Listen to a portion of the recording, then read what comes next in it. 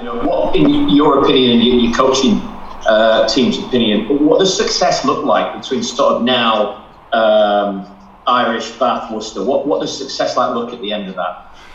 Well, I think from our point of view, we've had a good last sort of period of games. We didn't get what we wanted out of Bristol. I think that would have been, we obviously wanted to play 15 on 15 and would have been a nice sort of benchmark to get, if you like, against the best team in the league. So we didn't quite get that, but I thought the attitude was great. So I think we've been building quite nicely, and I think the challenge is there's 3 games of the season left.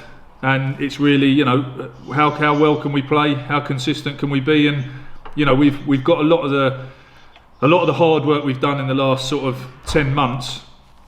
There's been some big shifts in some areas that we can start to see it come together. And I think within the group now, there's a real trust about what we're trying to do. There's a real understanding about what we're trying to do. And again, I think that's why the last few games have sort of come through a little bit. So really, the challenge for us is to see what we can deliver in the last 3 games, and hopefully, leave the season with with some real confidence and get into a good pre-season after a break. Obviously, one of the big things in terms of talking points in the game at the minute is that most teams now will have experienced at least one set of fans coming back. And we've seen it in other sports, and I just wondered what your thoughts were and your coaching team's thoughts were on the fact that we as fans just automatically assume that, hey, brilliant, the boys will love it because the fans are back. And it's not necessarily always like that. Room was just talking really well about the fact that some players will have thrived with it, and some people might just need maybe a bit of an arm around their shoulder. Have you found that? Have you found that no 2 players have been the same, or it's pretty much been a case of that sort of first 15 have just gone, get the fans back as soon as possible?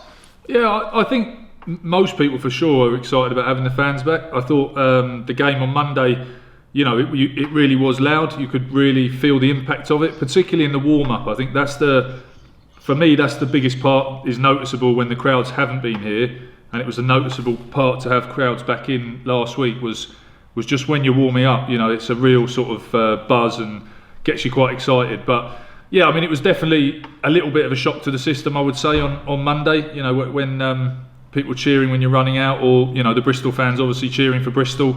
But I think most will thrive having the crowds back in. I think it's been a long time. It's a massive part of obviously professional sport, having the atmosphere and having the supporters, and it becomes like an extended family. So I think most lads will thrive on it. There will have been a few young lads for sure that this period's been a nice opportunity for them to come in, play top flight rugby without the pressure of a crowd cheering you or booing you either way. So I think you take it for what it is, and you take advantage of it a little bit and get those young guys in. But I think the majority of players will really be buzzing off having supporters back in.